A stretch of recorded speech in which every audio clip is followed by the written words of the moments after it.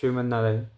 श्रीमन नारायण श्रीमन नारायण। मेरा एक सवाल था कि भारद्वाज सुतपा ने अश्विनी कुमारों को श्राप क्यों दिया और माता पिता कितने प्रकार के होते हैं? सूतपा, इसकी कथा एक बार हमने सुनाया होगा ना। जी हाँ, सूतपा जो है भारद्वाज गोत्री एक ब्राह्मण थे। जी इनकी कथा बड़ी प्रसिद्ध है पुराण में। जो है इनकी स्तुति बाद में आकर के सूर्य भगवान करते हैं, इनको प्रसन्न करते हैं। जी क्यों? क्योंकि सूतपा ने अश्वनी कुमार को श्राप दे दिया है। ये अश्वनी कुमार कौन है? अश्वनी कुमार कौन है? अश्वनी कुमार सूर्य जी के लड़के हैं। जी अश्वनी कुमार दो हैं, एक अश्वनी एक कुमार। ये देवताओं के डॉक्टर हैं, चिकित्सक हैं, जी वैद्य हैं। जैसा हम लोगों के यहाँ डॉक्टर होते हैं ना, जी देवताओं में भी हैं। तो हेड ऑफ डिपार्टमेंट यही है, अश्वनी कुमार। उसके बाद जिसको शिक्षा देंगे शल्य क्रिया की, ऑपरेशन की, आयुर्वेद का, वही जी। जा करके चिकित्सक होता है देवताओं में। ठीक है जी तो ये हेड हैं, कुलपति हैं, वाइस चांसलर है पूरा। जी ठीक है। तो अब बात, आपने प्रश्न पूछा कि श्राप क्यों दिया। एक बार अश्वनी कुमार धरती पे ही आते जाते रहते हैं ये लोग।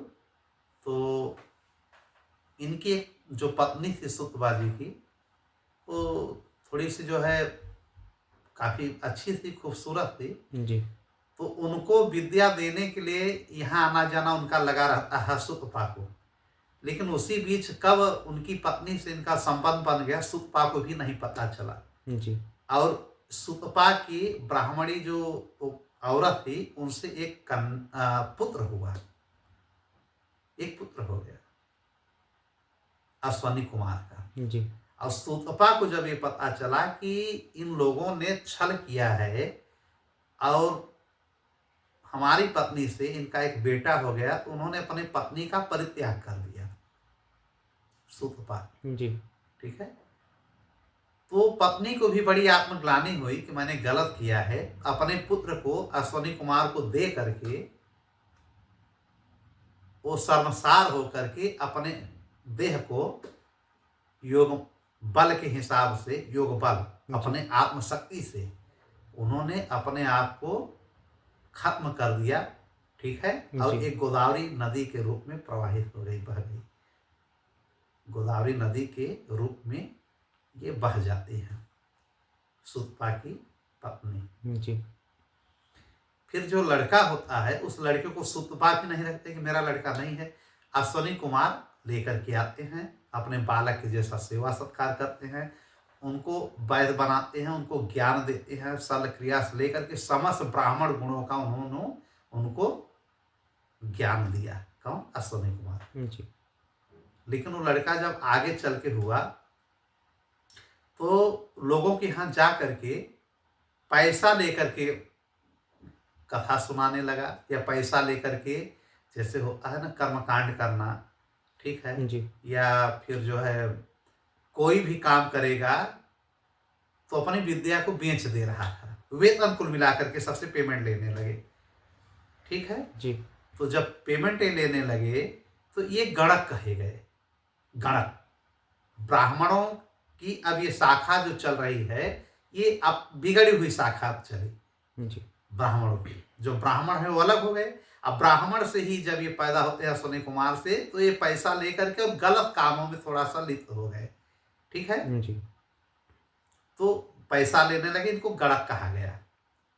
और इन्हीं गणक से, इन्हीं गणक में कुछ इनके जो वंश में हुए, वो अग्रदानी कहे गए। अग्रदानी क्यों कहे गए? जो अभी जैसा मैंने बताया कि वो जैसे मृत होने पर आजकल जैसे महापात्र है, महाब्राह्मण जो है, जी वही अग्रदानी है। माने अग्रदानी, अग्र माने पहले, सबसे पहले वो दान लेते हैं। सबसे पहले मरने पे कौन दान लेता है? महापात्र ही लेते हैं। जी ठीक है।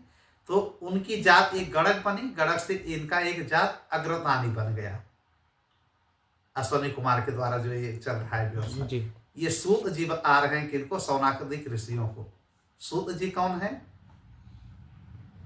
उग्रश्रवा जी। जी इनके पिता कौन है? रोमहर्षण जी। ठीक है। जी रोमहर्षण जो है पुराणों के बहुत बड़े विद्वान थे, उनको बलराम जी ने मार दिया था, उसकी कथा एक अलग है। और उन्हीं के लड़के थे उग्रश्रवा, इनको भी सूत कहा जाता था। सूत क्यों कहा जाता है, इनकी उत्पत्ति कैसे हुई है? सूत की उत्पत्ति, ब्राह्मण लोग जब यज्ञ कर रहे थे तो मंडप से एक पुरुष प्रकट हुआ। जी मंडप से, जी ब्रह्म वेदी से, यज्ञ वेदी से जो प्रकट हुआ वो सूत कहा गया। तो उस सूत को ब्रह्मा जी ने पुराण पढ़ाया, ठीक है। जी तो सूत से एक व्यवस्था चली पुराणों की, कि जो भी पुराण सुनाएगा, जो भी कथा सुनाएगा, वो सूत कहा जाएगा। इसलिए सुखदेव जी ने जब कथा सुनाया, सुखदेव भगवान ने जी परीक्षित को, जी तो लेकिन वो भगवान के ही अंश के रूप में थे। जी अब जो सुना रहे हैं, कोई कथावाचक बन रहा है, कोई व्यास जी बन रहा है, तो अब ये सूत की उत्पत्ति यहां से हो गई, ठीक है। जी भगवान ब्रह्मा ने इन लोगों को पुराण पढ़ाया। तो जो सूत जी हैं अपनी बात भी बता रहे हैं कि मैं उसी वंश में से हूं, सौनक ऋषि, आप समझ लीजिए कि मैं भी उसी वंश में से चला रहा हूं, तो मुझको भी लोग सूत सूत कहते हैं, जी क्योंकि हमारे पूर्वज यज्ञ वेदी से प्रकट हुए हैं, एक इनको किसी ने जन्मा नहीं है। ये तो हम थोड़ा सा बैकअप लिए। जी अब हम आ रहे हैं कि अभी सुतपा की कहानी है। सुतपा की ही पत्नी से अग्रतानी महापात्र ये सब हुए, जी फिर सूत प्रकट हो रहे हैं ब्राह्मणों के यज्ञ वेदी से। जी अब हम आ रहे हैं कि सुतपा ने श्राप आखिर में उस समय नहीं दिया, अब कब देंगे? उनकी पत्नी जब गोदावरी नदी बन करके चली गई तो ये हिमालय पे जाके तपस्या करने लगे सुतपा। जी बहुत दिव्य ज्ञानी थे। इनको एक समय, काफी समय, वर्षों तक ये तपस्या की, एक समय श्री कृष्ण भगवान का दर्शन हुआ। ये बड़े खुश हो गए, सपने में आंख बंद किए थे उस समय। फिर कहा प्रभु दर्शन दीजिए, तो उन्होंने आकाशवाणी दिया कि मैं दर्शन नहीं दूंगा, मेरी दिव्य भक्ति और दिव्य दासता तुम्हें कब मिलेगी, दास हमारे कब बनोगे, सेवक हमारे कब बनोगे, पहले तुम गृहस्थ आश्रम में जाओ, ठीक है। जी पहले शादी करो, शादी करने के बाद तब हमारे यहाँ तपस्या करो, पूजा पाठ करो, मैं तुम्हें अनन्य भक्ति अपनी प्रदान करूंगा, ये श्री कृष्ण जी ने कहा। जी तब ये आते हैं और एक शादी करते हैं सुतपा जी, जी और उससे इनको एक पुत्र पैदा होता है। किसकी? सुतपा जी से। देखिए सुतपा जी की जो पहली पत्नी थी उनसे नहीं हुआ, उनसे अश्विनी कुमार से हो गया, लेकिन दूसरी पत्नी से जो हुआ वो पुत्र, उनका नाम इन्होंने रखा कल्याण मित्र। जी क्या रखा? कल्याण कल्याण मित्र। कल्याण मित्र का पुराणों में इतना उल्लेख है कि अगर बिजली जो चमकती है आकाश में, या घड़घड़ाहट हो बादलों की, या डर लगे, तो कल्याण मित्र का नाम ले लीजिए, ओम कल्याण मित्राय नमः कर दीजिए, तो डर खत्म हो जाता है। ये सुतपा के ही लड़के हैं। जी जब ये कल्याण मित्र उत्पन्न हो जाते हैं तो इनको भी लगा देते हैं गुरुकुल में पढ़ाई लिखाई के लिए, और अपना खुद फिर छोड़ देते हैं उस पत्नी को, जो पत्नी से इनका जन्म हुआ उसको भी छोड़ देते हैं, कि भगवान ने कहा है गृहस्थ आश्रम में आकर के पहले संतान पैदा करो, फिर मेरी तुम जो है भक्ति पाओगे। तो मैंने संतान पैदा कर लिया, अब हमको आगे वंश नहीं बढ़ाना है। जी उस पत्नी को भी छोड़ दिए, उस अपने बालक को भी छोड़ दिए, कल्याण मित्र को भी। अब हुआ क्या, जब ये सब संसार छोड़ के जाने लगे तो इनको एकाएक क्रोध लगता है, एकाएक गुस्से में आ जाते हैं कि हमारी पहली पत्नी के साथ अश्विनी कुमार ने गलत किया था। अब जाकर के कितने सालों बाद सूतपा ब्राह्मण ने अश्विनी कुमार को श्राप दे दिया। क्या श्राप दिया? कि जाओ, तुम्हारी पूजा नहीं होगी, अपूज्य हो जाओगे। अश्विनी कुमार को जी अपंग हो जाओगे, दूसरों के तुम डॉक्टरी कर रहे हो, वैद्य बने हो, खुद डॉक्टरी अपनी नहीं कर पाओगे, एक जगह बैठ जाओगे, और जो यज्ञ में पूजा होता है उसका तुम्हें भाग नहीं मिलेगा। देवताओं को यज्ञ का भाग मिलता है ना, जो हम लोग यज्ञ कराते हैं, यही उनका आहार है, यही उन तक पहुंचता है, वो सशक्त होते हैं, बलवान होते हैं, यही भोजन है उनका। तुम निर्बल हो जाओ, कलंकित हो जाओ। सुतपा ने कहा तुम कलंकित हो जाओ, तुम्हें कहीं कोई अब नहीं पूछेगा, न कहीं पूजा होगी। अब ये दोनों भाई अश्वनी कुमार अपंग हो गए, एक जगह बैठ गए। अब ये पता जब सूर्य को पता चला, क्योंकि सूर्य के ही लड़के हैं ये जी दोनों, जी सूर्य की और भी लड़के हैं। जैसे एक इनकी दो पत्नियां थी, एक संज्ञा एक संध्या, और बाद में एक घोड़े से इन लोगों की उत्पत्ति अश्वनी कुमार की हुई थी। जी फिलहाल उस पर हम नहीं जाएंगे, बाद में कभी आएंगे, लेकिन इतना समझ लीजिए कि सूर्य से यम पैदा हुए हैं, यमराज जी, ठीक है। जी ताप्ती पैदा हुई हैं, यमुना जी पैदा हुई हैं, जो यमुना नदी है, ये जी सूर्य की ही लड़की है, ठीक है। और सूर्य से ही यमराज उत्पन्न हुए हैं, सूर्य से ही भद्रा पैदा हुई है, और सूर्य से ही अश्वनी कुमार पैदा हुए हैं। जी। चलिए बता दिए। तो फिलहाल अब हम आते हैं, जब सुतपा का श्राप लग गया तो भाई पिता पिता है, सूर्य को जब जानकारी मिली, सूर्य जी बहुत बेचैनी हुआ कि यार हमारे बच्चों को यार श्राप लग गया। वो अपने दोनों बच्चों को लेकर के अश्वनी कुमार को सूर्य जी जाते हैं सुतपा के पास धरती पे, और आकर के सुतपा ब्राह्मण को प्रणाम करते हैं, स्तुति करते हैं, क्षमा याचना करते हैं अपने तरफ से और अपने बच्चों की तरफ से। और अश्वनी कुमार भी उनको सर नवा करके प्रणाम करते हैं और क्षमा मांगते हैं जी कि आप हमारे गुरु तुल्य हैं, मैं आपको नहीं सिखा रहा, आप हमको सिखा रहे हैं, मैंने गलती किया है, मुझे क्षमा कर दीजिए। तब उसके लिए पहले तो नाराज रहते हैं सुतपा काफी समय तक। देखिए इतनी शक्ति होती है ब्राह्मणों में, श्राप दे दिए देवताओं को, आना पड़ा सूर्य जी को। तो सूर्य जी काफी जो है मन से, काफी हृदय से उनको नमन करते हैं और स्तुति करते हैं। किसकी? सुतपा की। क्या कहते हैं कि आप भारद्वाजी वंश में पैदा हुए हैं, आपको मैं प्रणाम करता हूँ, नमन करता हूँ। आप ब्राह्मण हैं, और ब्राह्मण सबसे ज्यादा प्रिय नारायण भगवान को है। अगर आप नाराज हो गए तो इसका मतलब भगवान नारायण हमसे नाराज हो गए। जी और जब भगवान नारायण नाराज हो गए तो इसका मतलब समस्त देवता नाराज हो गए। और जब समस्त देवता नाराज हो गए तो समझ लीजिए फिर हम कलंकित हो गए। हमारा केवल लड़का नहीं कलंकित हुआ, इसकी वजह से हम भी कलंकित हो गए। तो जो मैं सूर्य हूँ, रोशनी देता हूँ धरती पे, कहीं ऐसा न हो कि कलंक मुझ पे भी लगे और इसका प्रभाव पूरी धरती पे पड़ जाए, जी और धरती लोग पे इसका दुष्परिणाम होगा। जब सूर्य नहीं निकलेंगे जी तो इसका दुष्परिणाम होगा। कुल मिलाकर को स्तुति करते हैं कि आप महान हैं, ब्राह्मण से बढ़ करके कोई पूजनीय नहीं है। प्रथम धरती पे पूजा ब्राह्मणों की होती है, तो मैं आपको नमन करता हूं। नारायण ने खुद कहा है, सूर्य जी कह रहे हैं, जी सूर्य भगवान, कि नारायण भगवान ने खुद कहा है कि अगर ब्राह्मणों की सेवा कर लिया जाए तो समझ लीजिए कि विष्णु की पूजा हो गई, ब्रह्मा की हो गई, महेश की हो गई, समस्त देवताओं की हो गई। आप हमारे लिए पूजनीय हैं, क्षमा कीजिए प्रभु। सुतपा ब्राह्मण से उन्होंने कहा, निवेदन किया कि क्षमा कीजिए, जी अपने श्राप से इन लोगों को वंचित करिए। बहुत बड़ी स्तुति करते हैं, प्रार्थना करते हैं कि ब्राह्मण ही सब कुछ मूल आधार हैं। ब्राह्मण नहीं होंगे तो वेद पुराण और सत्संग कथा कौन करेगा। उन्होंने कहा कि ब्राह्मण से बढ़ के कोई नहीं, जैसे शंकर जी से बढ़ करके कोई वैष्णव नहीं है, जी उसी प्रकार ब्राह्मणों से बढ़ करके भगवान नारायण का कोई प्रिय नहीं है। ब्राह्मणों को वेदों में नारायण जी का मुख कहा गया है कि जो ब्राह्मण बोल रहे हैं वो समझे कि भगवान बोल रहे हैं। चूंकि ब्राह्मण वेदवाणी बोलते हैं, शास्त्रों की बात करते हैं, जी अच्छी अच्छी बात करते हैं। अब उन प्रकार के ब्राह्मणों की बात मत लीजिए जो मदिरा पी करके, हिंसा करके पागल हुए टहल रहे हैं। ब्राह्मण भी तो अपनी गरिमा को खत्म करते चले जा रहे हैं, अब पहले जैसे ब्राह्मण रह भी नहीं पा रहे हैं।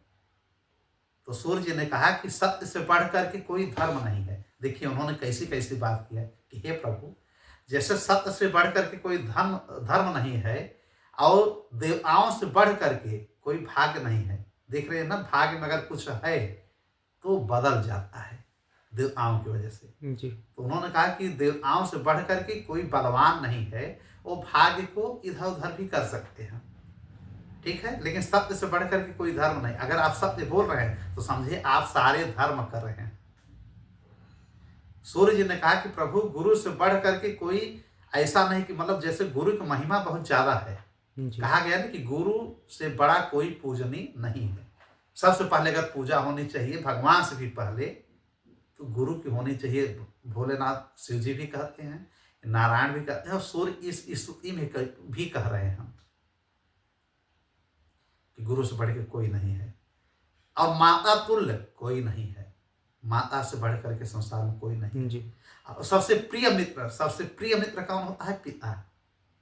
ये सूर्य भगवान कह रहे हैं, मतलब उनको स्तुति करते चला जा रहे हैं कि पिता से बढ़ करके पुत्र के लिए कोई मित्र नहीं है। लेकिन जब पुत्र समझे तब ना, पुत्र तो नए नए दोस्त बनाने के चक्कर में अपने माँ बाप पिता से कोई मतलब नहीं रखते, कहते हैं हम खुद ज्ञानी हैं।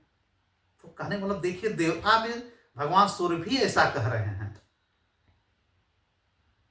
अब कहते हैं कि हे ब्राह्मण देव, पृथ्वी से बढ़ करके कोई सहनशील नहीं है। पृथ्वी से बढ़ करके कोई सहन, अब सच में पृथ्वी से बढ़ के कौन सहनशील है यार? पृथ्वी पे हम मकान बना रहे हैं, पृथ्वी पे हम क्या क्या कर रहे हैं, धर्म अधर्म जितना भी हम कृत कुकृत कर रहे हैं, कहाँ कर रहे हैं? इसी पृथ्वी पे कर रहे हैं। मल मूत्र से लेकर सब कुछ कर रहे हैं। लेकिन हमारी पृथ्वी सब सहन कर रही है। कितनी सहनशील है, कितनी संयमशील है, कितनी धैर्यशाली है। हम लोगों के अंदर थोड़ा भी धैर्य नहीं है, थोड़ा भी अगर कोई गलत कर देगा तो हम लोग उपद्रव मचा लेते हैं। लेकिन देखिए पृथ्वी का। और हे ब्राह्मण देव, पुत्र से बढ़ करके कोई प्रिय नहीं होता है। अब देखिए इतनी स्तुति करने के बाद कह रहे हैं सूर्य भगवान कि पुत्र से बढ़ करके कोई प्रिय नहीं होता है। इसलिए मैं आपके चरणों में नमन करता हूं। ये पुत्र ही हमारे लिए सब कुछ है। अपंग हो गया है, पूज्य हो गया है, क्षमा करिए प्रभु, सब क्षमा करिए। आप संतुष्ट हो जाएंगे तो समझिए नारायण संतुष्ट हो गए, ब्रह्मा संतुष्ट हो गए, शंकर जी संतुष्ट हो गए और समस्त देव संतुष्ट हो गए। इतना उनकी स्तुति करते हैं कि वो प्रसन्न हो जाते हैं और कह देते हैं सूर्य जी को कि हम आपसे बहुत प्रसन्न हुए जी, हम आपकी स्तुति से बहुत प्रसन्न हो गए। आपने जो बात किया बिल्कुल सही कहा। चलिए आप जो चाह रहे हैं मैं वो करने के लिए तैयार हूँ। आपके बालकों को जो मैंने श्राप दिया है मुक्त कर रहा हूँ। जी तो अश्वनी कुमार तब जा करके कलंक रहित हुए, ठीक है, जी पूजनीय हुए, यज्ञ में पुनः इनका भाग मिलने लगा। इस प्रकार से कथा सुतपा की और इनकी आती है। जी इससे क्या सीख मिलती है कि ब्राह्मणों की कभी अवहेलना नहीं करनी चाहिए, ठीक है, पहली चीज। अब दूसरी चीज गलत कृत्य नहीं करना चाहिए। जैसे अश्वनी कुमार ने जो किया गलत किया, किसी की पत्नी किसी की बहन के ऊपर बिल्कुल बुरी नजर नहीं होनी चाहिए। अब एक प्रश्न आपका क्या है? पिता जी, माता पिता पिता पांच होते हैं। जैसे जी, एक तो अपने पिता, ठीक, जो जनक हैं, जो पिता होते हैं जी, एक अन्नदाता जो आपको अन्न खिलाए, एक जो भय से आपको रक्षित करे, कहीं अगर आप डर रहे हैं, भयभीत हो रहे हैं, जो आपकी रक्षा कर तो समझो आपका जनक है, ठीक है जी, एक गुरु जो विद्या दे रहा है, ठीक है जी, या गुरु, ये भी हमारे पिता हैं। और एक ससुर, ससुर समझ रहे हैं, जब शादी होती है जो फादर इन लॉ कहते हैं हम आपको, ससुर, ससुर या श्वसुर कहा जाता है। और माताएं 14 प्रकार की होती है, बात सही। एक अपनी माँ, एक अपनी माँ हो गई, एक मौसी हो गई, एक चाची हो गई, एक मामी हो गई, एक नानी हो गई, एक दादी हो गई, ठीक है, एक सौतेली माँ हो गई, एक बहन हो गई, एक पुत्री हो गई, एक बहू हो गई, ठीक है, कितने हो गए? 10। एक ये हो गए। और एक जो है अन्नदाता की माँ हो गई, मतलब अन्नदाता की जो पत्नी है हमारी माँ हो गई। एक मित्र की माँ हमारी माँ है, ठीक, कितने हो गए? 12 हो गए। हाँ, और एक मित्र की पत्नी हमारी माँ है, जी, ठीक है, एक हो गया ये ना, कितने हो गए? 13 हो गए। 13। एक हमारी सास माँ हो गई, जी, तो ये 14 माताओं का पुराण में जिक्र है, 5 पिताओं का जिक्र है, जी 5 प्रकार के ऋणों का जिक्र है।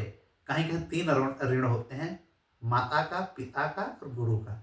कहीं कहीं 5 होता है, माता का, पिता का, गुरु का और देव का, जी देवताओं का जी और ऋषियों का।